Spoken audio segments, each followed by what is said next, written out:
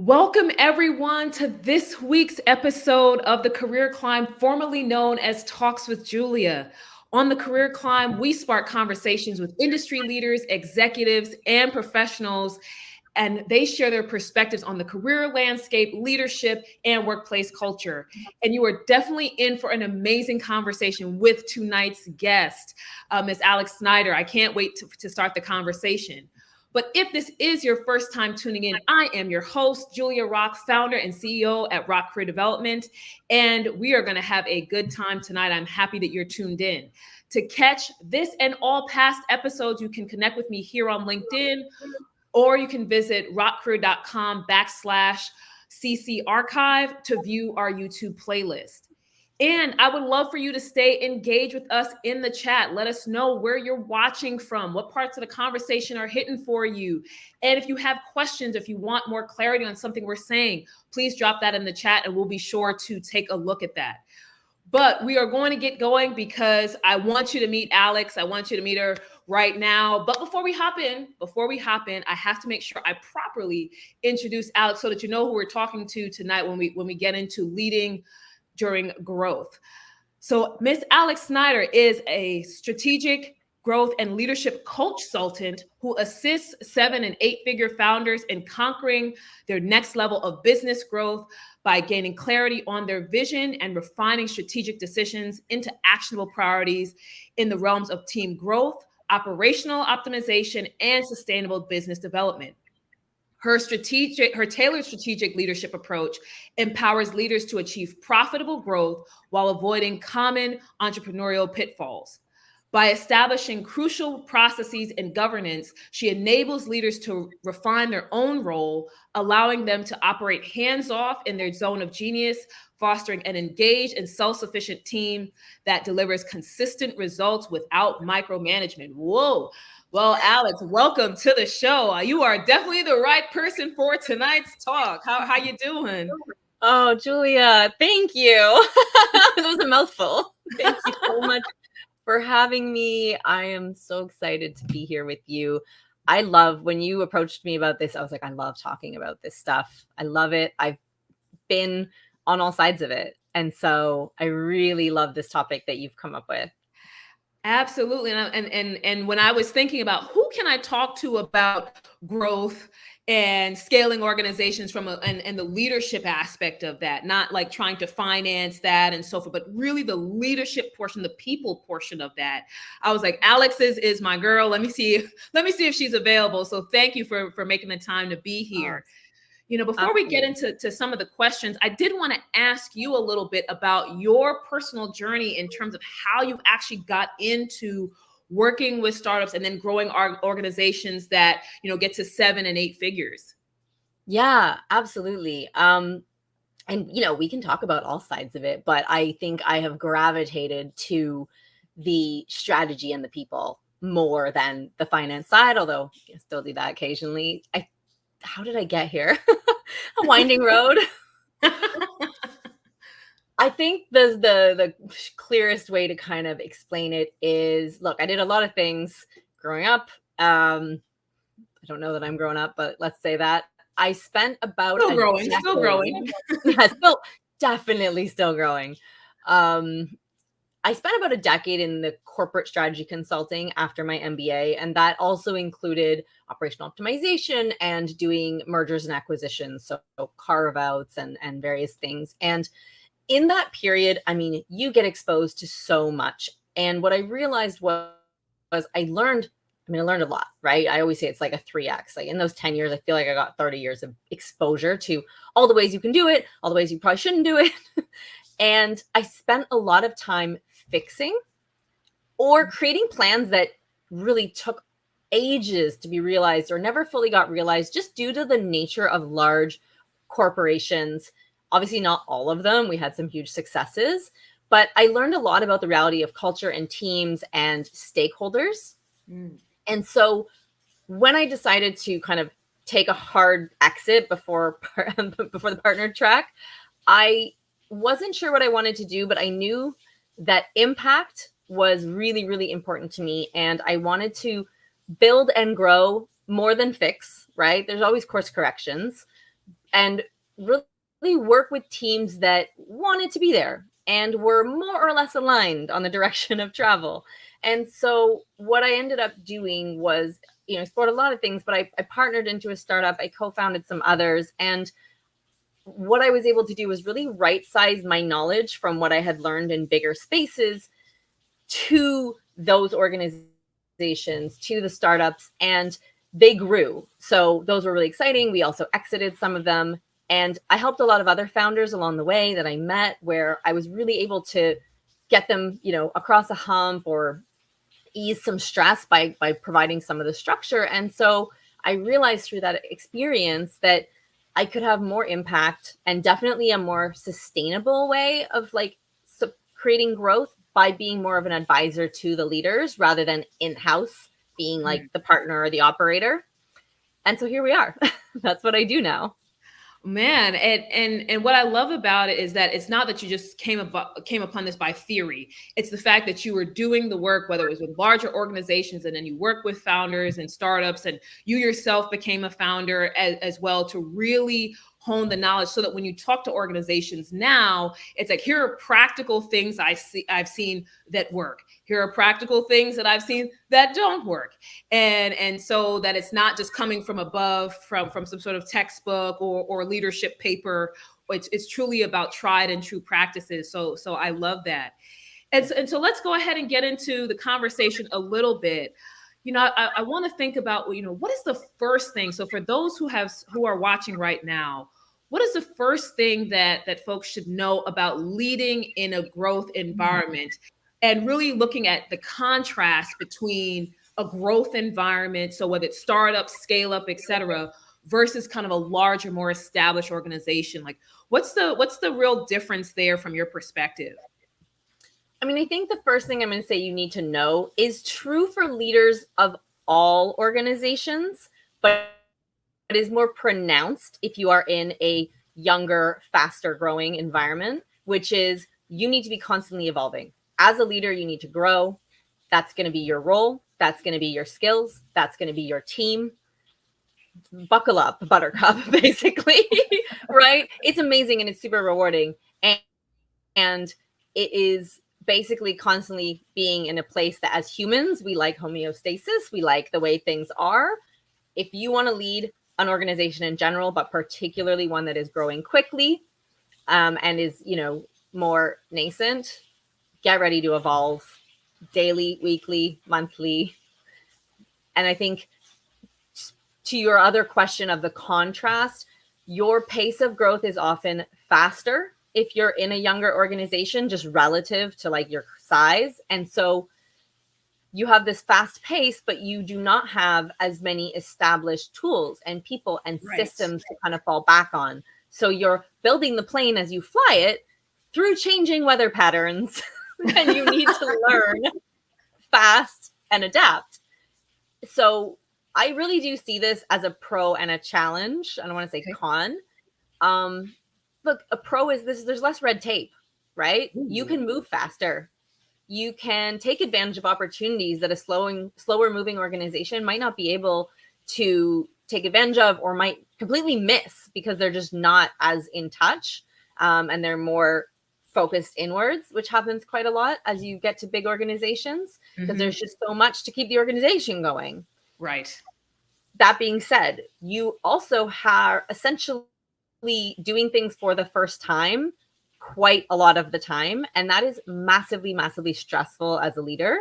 And so this is when I talk about leadership, why I talk about emotional regulation and maturity, because you're under a lot of stress, and that will be where certain traits come out, and they're not always our best traits. Right.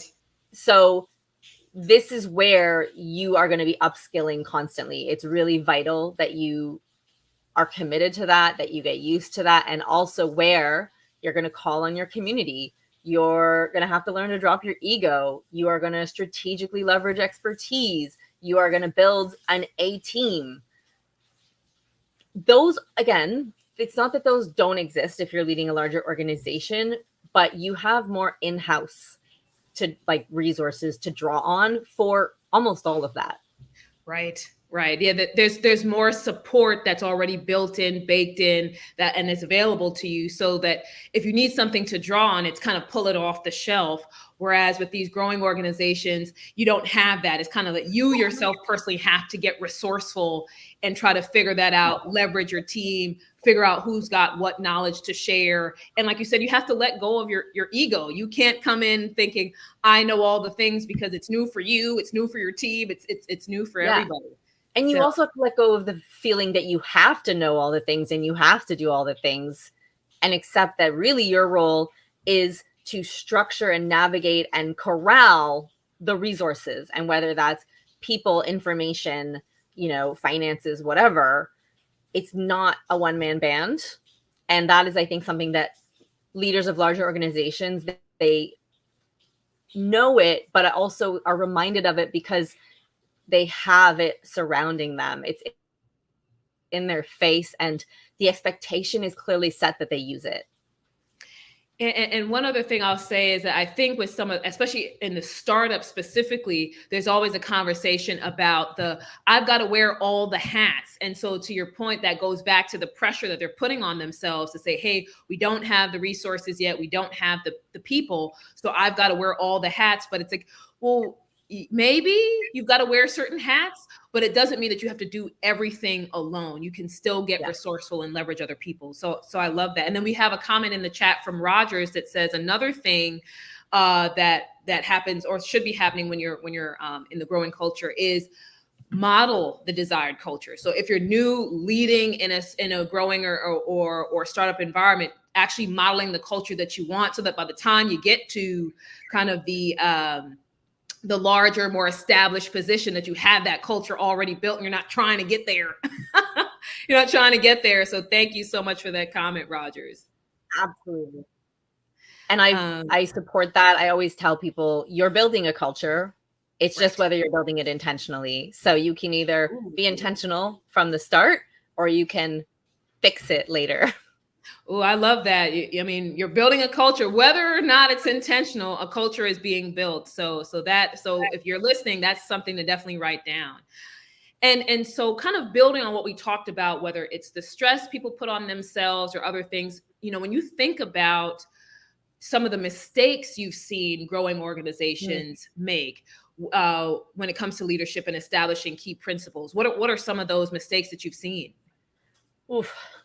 Well, I want to preface this by saying there's two things I often see, and they're kind of extremes in the style and approach.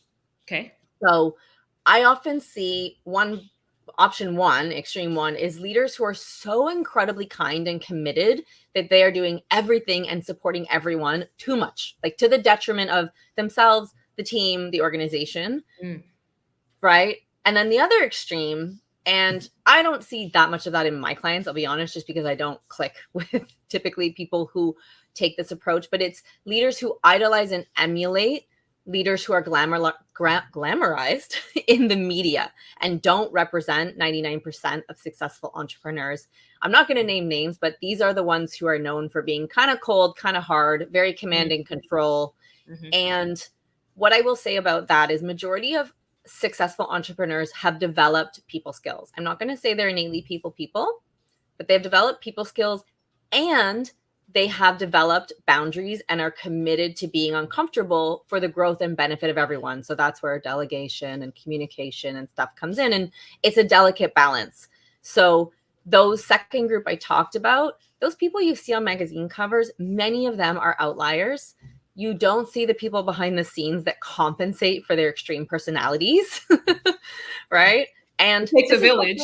It takes a village. Perfect. So I was just about to say, it's also where, the statistics show that duos, co-founders, whatever it might be, groups do go further statistically than solopreneurs on average, right? Don't get me wrong. Lots of solopreneurs, lots of single founders, then they build teams. But there's a reason that, there's often duality required. And so if you don't start with it, you're going to need it sooner than later, which means bringing someone in, which often gets delayed as you're growing and financing, right? Yep. So that's just something I kind of see as the way people try to approach leadership, because I I'm a really big believer that we all have some innate skills, but you can develop your leadership style intentionally. And that just is part of also like, entrepreneurship is the personal development course none of us asked for, right? So in terms of the first principles, there are a lot of potential pitfalls. I think the one that I would bring up is not setting expectations. And there are the leaders who don't do it in general. And that might be they don't know how or that they should. They are too busy or it's too uncomfortable. And whenever it's too uncomfortable, I always say, what's more uncomfortable? 3 to 6 months down the road, telling someone they didn't meet an expectation that you didn't tell them about. You didn't tell them didn't exist. And then you put them on a performance plan or something. And they're like, I didn't even know that I was being measured against something, because I've seen that happen. And it's not only uncomfortable, it's hard to come back from, and it's expensive. Right. Right. And then the other thing that I see as much or more is people who maybe figure that first part out, but specifically when you get to the point where you're bringing on more senior staff, people who have more experience than you, who are experts, not setting expectations because they know and don't need me to tell them how to do their job. Right. And there is a difference between expectation setting and telling someone how to do their job. Right. Expectation setting is how you set yourselves up to harmoniously collaborate and coexist and succeed. I love that. There's a difference between, like you said, setting expectations and then telling someone how to do their jobs, especially when you have someone who's experienced, who knows the ropes, and then you want to come in and kind of be, the mother trying to come down and say, do this, do this, do this. They're looking at you like, I don't need that. Right. Like I need your support, but I don't need you to dictate how I do things. And I'm probably going to be more productive if you don't dictate. Right. If you don't dictate it, you kind of give me the freedom. And that conversation around expectations is two ways, right? So it might be a place to say, like, this is why I say a job description is one thing, but how we work together is another. And that's where I might go in and say, hey, something I have told every single person I have ever hired is I expect you to manage up. And then I explain to them what that means, right? And I give them some examples. And then if they do it, I tell them that they're doing it great. And if they're maybe not doing it, I'll re-explain it and be like, hey, remember when I said this? Like, this didn't really meet that mark. So in future, cool. Are we aligned? Cool. Is anything not working for you? Cool. But in that senior one that you were just the more senior staff, it would be something like, hey, I know that you know what you're doing. No. Oh, you're muted there. Microphones get tricky. I'm gonna have to deal with that. Sorry. It might be say, I know you know what you're doing. And so I want to align with you that my expectation is you're going to outline this, this, and this. We're going to have conversations about the metrics. And I think it'd be great if we met this regularly, but otherwise I'm just going to let you run with it. And you set up meetings with the team as you need it. That like, does that work for you? Right. And or I always want to be briefed before we go into a meeting with other stakeholders. Even though you're senior and I trust you, I don't want to be taken by surprise. Right. You don't want to be blindsided when you walk into the conversation. Like, right. And that's not on a job description. That's not on a role. That's about how we work together. I love that. And the idea of that expectations goes both ways, right? It's not just the leader saying, hey, this is what I want from you. It's also your people saying back to you, hey, happy to do that. Happy to meet you. But here's the kind of the level of support that I need. Here's what I would like to see. Can we work together on this? This is how I work. And having that open and honest discussion, it's not a dictatorship, right? Like when you have a team, it's not a dictatorship. So I appreciate that. That comment there for sure. And so we've talked a little bit about some of the pitfalls and kind of what the differences are between leading in a growth environment and larger, more established organizations. So when you think about the kind of leader that it takes to be successful in this environment and what qualities are most essential, what comes to mind? We talked a little bit about losing the ego earlier. But Yeah. but any thoughts around what are the qualities that are most essential to be successful? Yeah, I think it's always about it being more pronounced the earlier stage of an organization we're talking about. And so with this question, I think growth minded chameleons is what I would be looking for. Growth-minded chameleons. All right, new term for me. Yeah, Growth-minded chameleons. I love it. making it up.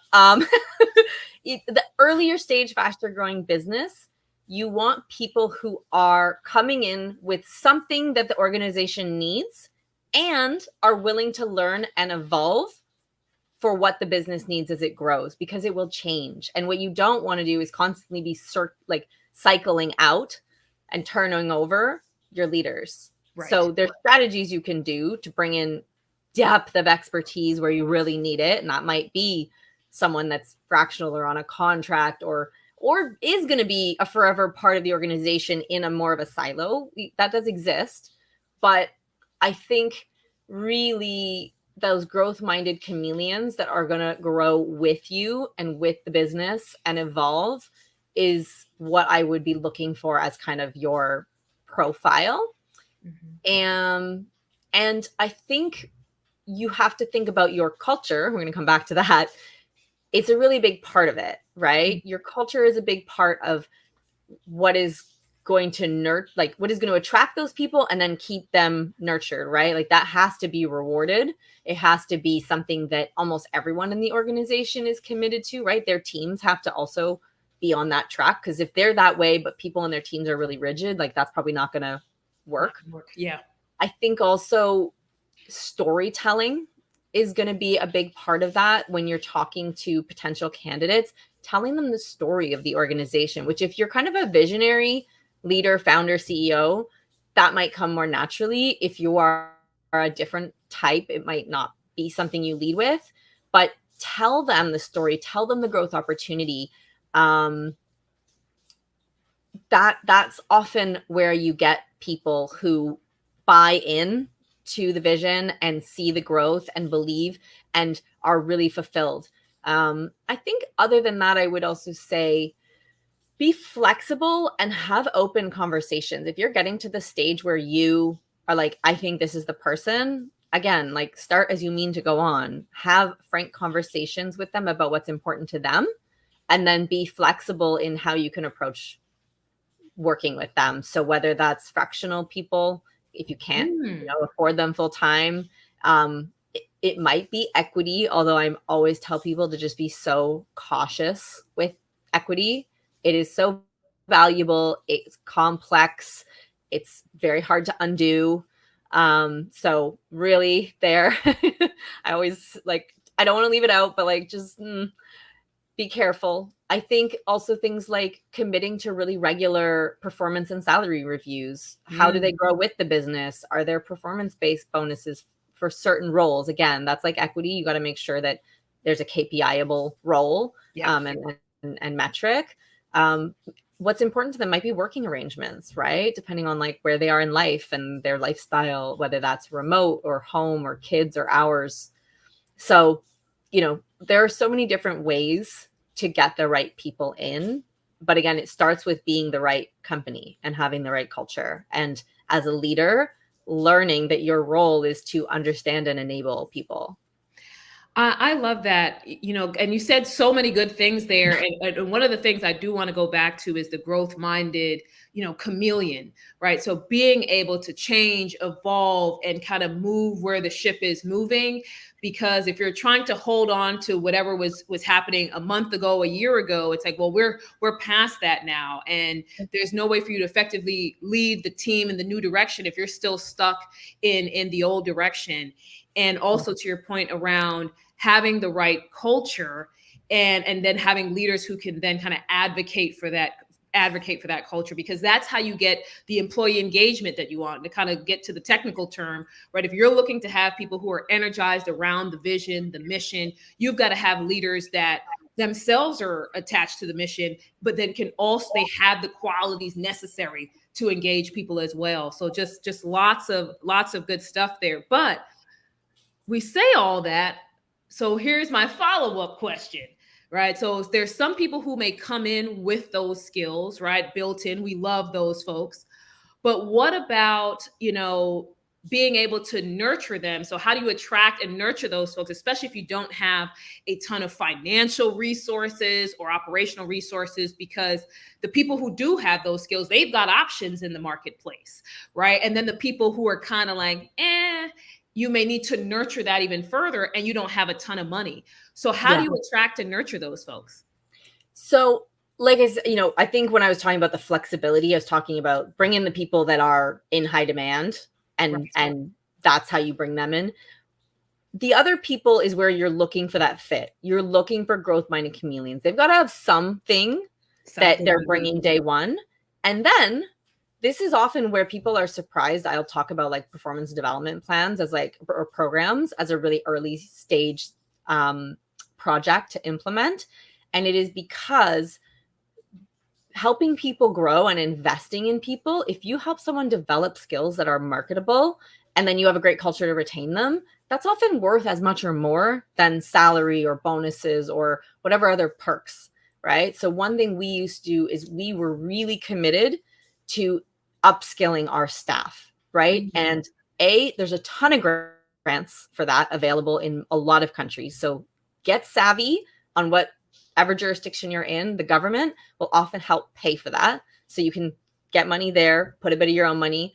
Often I would also say like skin in the game. So if someone is pursuing something that I'm not specifically like, you must learn this, I'm going to send you, I'm like, maybe want to share the cost or whatever way they can contribute. Maybe we pay for it, but they do it on their time off and they're still showing up full time at work, whatever that might be. Okay. But also use your network. So maybe it's not paid courses. Maybe it's getting them mentored by someone in your network that can really help them step up into their role that they wouldn't have access to. Maybe it's sponsoring them. And again, it doesn't have to be financial. It might be putting them up for opportunities to go do a project or be a speaker or right. But you have to get clear on what you need as an organization and what interests them to chart their career path, see that it does or doesn't relate to the company's path, and then make smart investments in them. Smart investments. That's the key, because again, if they're limited on the financial resources they have, they can't just say, well, I'm going to send you to every course imaginable. I'm going to send you to 12 leadership boot camps, right? They can't afford that. So it's like, how do we make sure that we're identifying the right places to send you? And then I love the idea of using your network. I hadn't even thought about that. It's like, hey, especially if you're in that early stage, you're well connected enough that you can say, hey, I've got this person who I think will be a great leader in time, but they need some more. They've got training wheels on right now, and so I need your support. I wouldn't have thought of that, so I love that idea. And you can pair them too, because depending on what you're trying to get them to develop, the reality is this day and age, there's a lot of I don't think commoditization is the right word, but there is a lot of valuable content that's either free or low cost, like a Udemy or other sources of low cost training. And you could say, okay, I want you to go learn about these things. And this is where growth-minded chameleons are great, because they're action takers. So they'll say, I want you to go and find a few options on how we're going to get you here and come back to me. And then you're going to look at the options. And if there's an option you can afford that you think is best, great. But if there's an option you maybe can't afford and there's a secondary one, you could say, I want you to take this course, and then I'm going to either put you on a project with oversight where you get to safely trial these new skills, or I'm going to connect you with someone in my network where you're going to like learn, and then they're going to mentor you because no one in the organization is the right person. And it could also be in the organization. I'm just saying, like, getting really creative is going into your network, which, depending where you are, I'm fortunate at, my age and level of career tenure that my network is amazing. Like, there's very few things that don't exist in it. And I'm so grateful that the people are so giving. I can do that. Maybe that's not available to everyone, but there's always a way. And where there's a will, there's a way, right? So if you really want to develop your people, you're going to find that way to get resourceful and get creative. And we have another comment from Rogers around this topic saying, hire people who are naturally attracted to the mission or personally share the mission of the organization. And he gave an example. For example, Chick-fil-A only hires people with a certain personality range. That is why you get the same experience everywhere, because at a base level, you're being served by the same type of person. Great point, Rogers. Thank you for that. So like you said, hiring the people who are aligned and share the same values as the organization. You know, if you're someone that's focused on the environment, you want to hire people that are environmentally focused and they're focused on sustainability, because that's the way you keep people energized. So love that. And so I want to take it a step further because we talked about how do we nurture leaders, but now I want to think about in the organization itself. You know, we hear about with startups and then some of the scalable organizations that they need to focus on revenue generation, right? That's their thing, making money, making sales, that's what they need to do. But what are the strategies that you shared with some of these scaling organizations to lay the foundation for effective people operations and human resources when they can't afford it? Because we talked about earlier that for large organizations, they've got so much established red tape and off the shelf things. And, when you're growing an organization, you don't have an HR department necessarily that's lined out. So how do you help them start to build that foundation to have effective people operations going forward? Oh, that's such a exciting big question. Yay! I mean, of course, as a leader, your job is to keep everyone focused and not run out of money, right? Like that's how you stay in business. Right. So revenue and sales are important. And I will go back to your chameleons here, like creativity. I have right now a client where the CFO is out in the field meeting clients and working with the sales team on a few week trip, just partly to get to know it, partly to support. He happens to have a skill set that aligns. That's not in his role, right?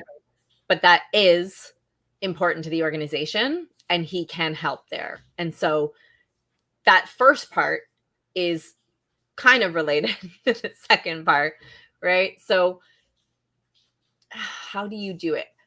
One thing is making it part of everyone's role. And that's where you want to let go of going fast to go far. So similarly, some of my clients, I'll say, I'm seeing a trend. You're either solving things for people, but because you know how to handle it, or you're pushing it onto them and trying to incentivize them to solve it, but you're not working with them to solve and create processes that will enable them to succeed and do better in their jobs, right? And this kind of applies to the sales and money and to the human resource operations, right?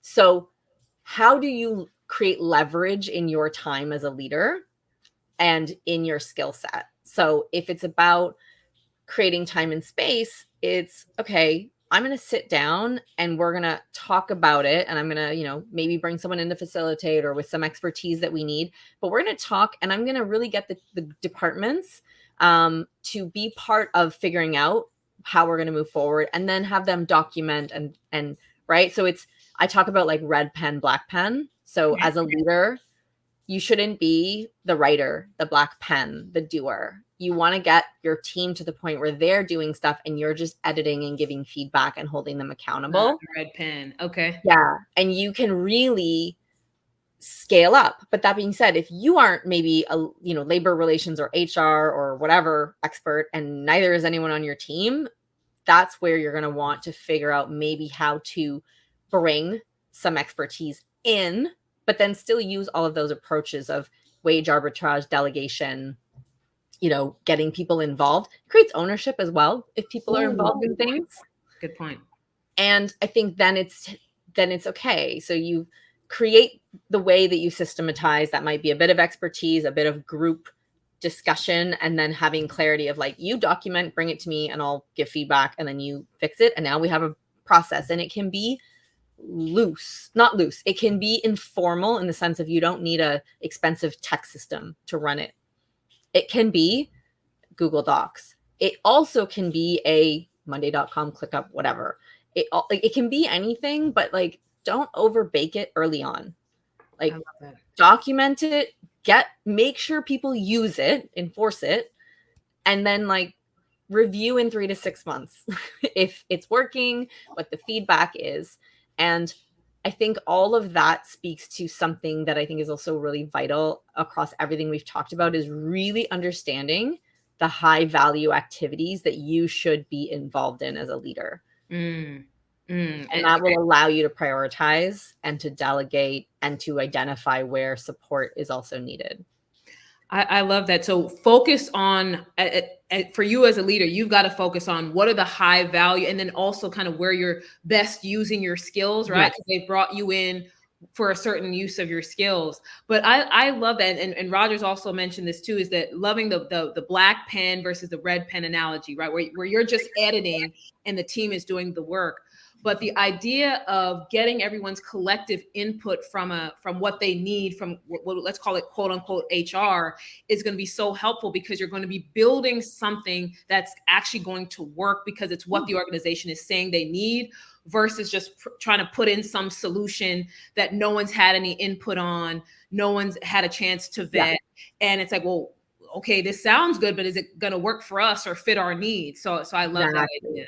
Love Google, ChatGPT, textbooks, they are great for ideas. But this is also like strategy, right? It's like, where are you trying to go? What are the realities, right? Like, you want it good, fast, or cheap? Choose two, right? Like, that's, one of the simplest ways I can talk about strategies. Like, you want to get here, what's available to you, right? Like, do you have a ton of money? Great. You can go really fast and like, great, high quality. If you don't, get more creative. Right. If you're on a budget, you've got to get creative. But really, the reality is, like, if you're talking about a vacation policy, paid time off, if you're talking about something else, what's the nature of your organization? It's going to be different if you're remote. It's going to be different if you have people who are in the field, if you have people in different countries, different time zones. All of those are going to be different in terms of what is important about how people show up, run their days, the flexibility required. There's, and then especially if you're in different jurisdictions with different labor laws, again, this is where probably a little expertise is helpful. But how do you manage that? Like, what if you exist in places where there's a minimum vacation requirement and others where there isn't? Do you create equality between your teams? How do you navigate that? Like, that's where you talked about values. Is one of the first things I talk about my clients. Like, why are you doing this and what are the values of the organization? That's the first layer of frame through which you will make decisions. Right. Then you get to the strategic decisions, right? Which will then, again, your strategy of, are we high quality and expensive and we're better than everyone? Or are we like, we're cheaper and like, we're great on the things that matter, but like some of the luxuries aren't there. Those will frame decisions in how you run your company. So there's like all these layers of guide rails. And I think you perfectly set up my next question for you. So thank you for that, Alex, because I want to think about for candidates who are seeking to join these organizations. So we talked about the leaders and kind of laying the foundation for HR, but what about the people who are going to join these organizations as employees? What should they know, and how do you think they need to manage their own expectations? So thinking again about the folks who may have all the money in the world and we can go fast and do it great, or the people who are like, hey, we're going to be a little bit more scrappy and we're kind of just working with what we have. So thinking about the employees, what should they know and how should they manage their expectations? I think that's a really good question. And I think I'm going to preface this by saying the reality is nothing is certain. You can go work for the biggest company and the stability of in a crisis will still not be there. So I just want to preface my whole answer with that, because it's not like, oh, if you want a safety net, go work for a big company. Like, we've all seen that repeatedly in the last decade. But I think what I would say is ask all the questions and get really clear on what's important to you so that you can ask questions that will help you answer whether that organization is a fit for you. And then also share that, right? Just like I said, from an organization, if you're hiring in especially leaders, start relationship on communication, if you're going in, ask the questions, communicate, set your own expectations, like be part of the expectation setting process. And whatever it is you say is important and that you guys discuss, I have a saying that is good paperwork makes good partnerships. So if a company is telling you things, generally make sure they're in writing, right? Make sure that they are part of your contract or in some way part of the policies, right? So sometimes in these fast growing organizations, they are a little looser, and with very good intention, they will promise the world. And if you don't have anything to fall back on, then it becomes like a conflict as opposed to just business. And that's where things can get messy, expectations aren't met, frustration. So it doesn't have to be in your contract, but it might just be an email to make sure that everyone is genuinely on the same page about the expectation or what this means, like what XYZ means for my day-to-day or my pay or whatever it might be. I mean, pay should generally be in your contract, but but we've seen that in times when it hasn't been. Yeah, and I will say it's hard. It's hard sometimes to put in a contract. We will review quarterly your performance and review our ability to adjust your pay. Like you can put that in, but like there's still no guarantees. All the guarantee is that the conversation will happen, right? But just even that of like, okay, that in an email or in something that goes, with your contract is still helpful because it means that like, we really mean to, we intend to, it can be referred back to, things like that. And I love the idea of just getting things in writing, because I have heard from friends who have joined some kind of, whether startup or growing organizations, and it's like, well, they told me this at the time when I was joining, and then I revisited the conversation and someone said, oh, I don't remember that, I wasn't there, and they didn't get it in writing, and now whatever they were supposed to get, they didn't get, and then it's unfortunate. But also I love the idea of you being part of the expectation setting process. It's not just them telling you or dictating to you what will be, but it's also you showing up and saying, hey, these are my expectations too. And then lastly, just asking the questions. There's, you don't want to sign on the dotted line and you're flying blind, right? You want to ask the questions and get to know everything you can, ask all the questions, because in interviews are two-way streets. I tell my clients that all the time, is that interviews are two-way streets. So great advice there. So we're coming up on, I'm sorry, go ahead. I was just going to add really quickly, startup or growing organizations is quite a nebulous, broad term, but the earlier in the organization you are joining, the more you have to be someone who can voice and be part of conversations. You have to recognize that that's the reality you're joining. Like you said, there's no HR department standardizing and advocating for you, right? Or advocating for the company. And often there's no expert in there. So they're doing their best. It's often not bad intentions, but everyone is probably wearing different hats. And so make sure that blue is blue and red is red. And you guys, what you have talked about is really clear. Also, get comfortable with change. Things change fast. And if you have a good relationship and clear expectations and an open dialogue, that can be navigated. But if you are kind of showing up to a job and just expecting to be told what to do every day, that may not happen well, because there may be a layer of management that just doesn't exist. Right. And to where you would maybe get that in a larger organization where you've got all those layers of leadership.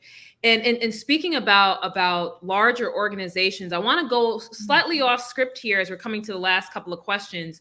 When you think about all the clients that you work with now and how you help them, and especially from a leadership perspective, what do you think they could now teach kind of larger and older established organizations about leadership? I think it's about how to remain innovative. And I've actually seen this done by having departments in larger organizations that kind of live by different rules, which is really weird. But I think it's how, if as a larger organization, you still need to innovate, right? Like stagnation is death unless you really have a monopoly. And so how do you create that culture of people who can share openly, who can bring ideas to the table, no, without, fear of it being a stupid idea? That's how you source from your team. That's how you get the new ideas. And then how do you, and I think it's Google that calls it like fail forward or fail fast. Anyways, like, how do you be like, bring it all to the table and then let's figure out as fast as possible that it doesn't work. And the occasional thing that we can't prove doesn't work, great. Like, now we can put it into a more formal, bigger thing, which is still going to be slow in a big organization. But I think big organizations, because of hierarchy and other things, they miss out on ideas and really like they're sourcing the horsepower, but not the innovation of their teams. So sourcing the horsepower, but not the innovation. That's a line right there. I mean, but I think about my times in large organizations, because that's been the bulk of my career, has been in large organizations. And there's definitely a lot of truth to the idea that you may not have the same room to fail or to try things, because we have a way of doing things. This way works.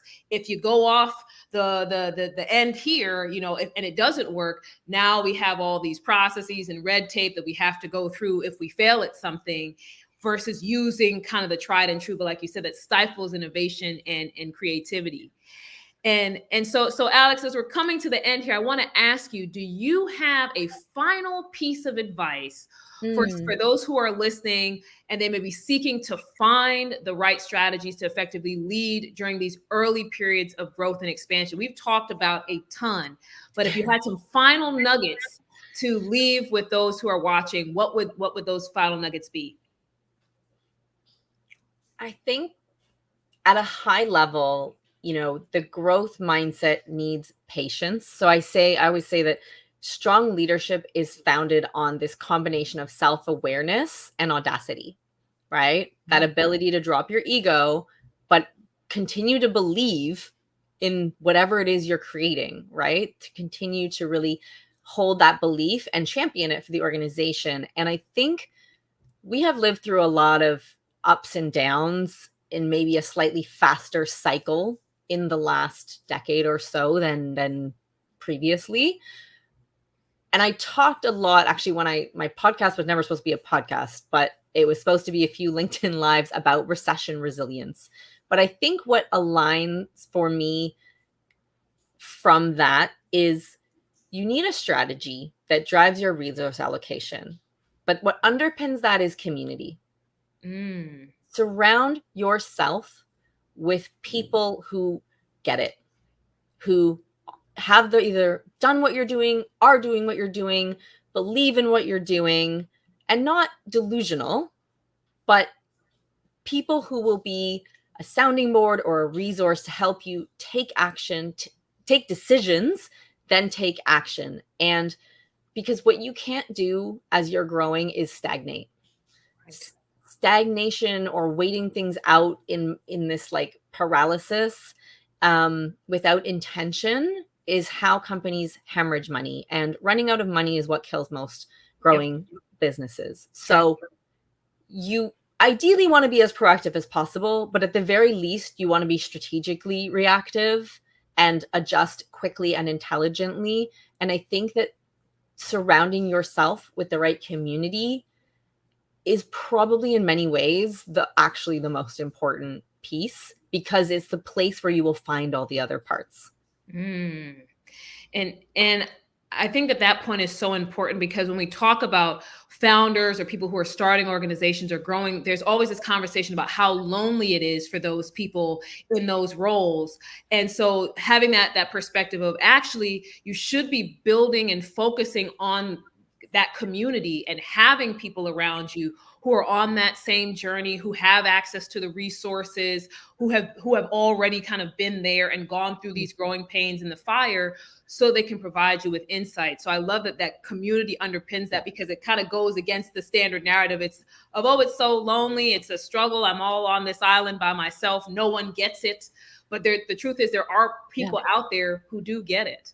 Yeah, and the thing is, I have a saying, I guess, that is, entrepreneurship is less sexy and more lonely than we're sold online these days, right? It's sold as this panacea of everyone should be it and do it. And going and finding that community and intentionally investing in it can feel contrary to how much work you need to get done. But the aha moments, they don't happen staring into a spreadsheet. The decision making is really hard to just sit in solitude or in front of a computer and do. And so I think there is an element of finding the things that light you up and the people that light you up, and strategically, obviously, you have to manage your time. There's always trade-offs, but being a healthy, happy human who has the right people around them, it will literally drag you in the right direction, because we are evolutionarily predisposed to want to fit in. So if you are with other people who are successfully doing what you're doing, you're giving yourself a tailwind that others won't have. And I'm not saying shed your childhood friends, but if everyone around you is doing something really different and isn't valuing the same things that you want, you're kind of swimming upstream. So, get with the people who are on the same journey that you're on. And like you said, it gives you a tailwind. Man, this has been a fantastic conversation. There's so much that you've shared that I personally have taken away as a founder myself. And so if there are folks who are listening, organizations or leaders who want to work with you, where can they find you? How can they get with Alex Snider? Absolutely. My website is really easy. It's alexsnider.com. If you're watching this, you can see my name, how it's spelled. My LinkedIn is also Alex Snider. Those are great places to find me, find, what I've written, what I speak on, what I do, and figure out how to get in touch. My email is also just alex@alexsnider.com. We're very creative over here. Love the consistency. And I will plug my podcast. Season 2 is just started releasing. It is called Builders. It's the podcast for leaders who want to build great companies. This season is so, so great. And I would love for you guys to check it out and also just get in touch with me. That's what I do, is I help people build great companies, world-class teams. And yeah, if you're interested in that, if you are a leader or an executive team who's ready to take your leadership and the company to the next level, we should have a chat, even if it's just for me to hear about it, cheer you on, and give you something you can take away. And if you're listening, you've been listening for the past 50 minutes, you've heard from Alex herself and all of the strategies and skills that she can bring to your organization. And also check out the podcast, y'all. I know I'm going to be tuning in, so please make sure that you're tuning into season 2. Thank you again, Alex, for being here. Just so much knowledge and expertise shared with us. I'm very grateful to have you here. And for all of you who are listening, thank you for hanging with us. We'll be back next week with another special guest. Thank you for taking the time to be with us. If you want to stay in touch with me, you can follow me on LinkedIn, or you can go to my website at rockcareer.com and we can have a conversation there. Thank you again for watching. Thank you, Alex, for being here, and we'll see you next time. Thank you so much for having me. Incredible. Thank you.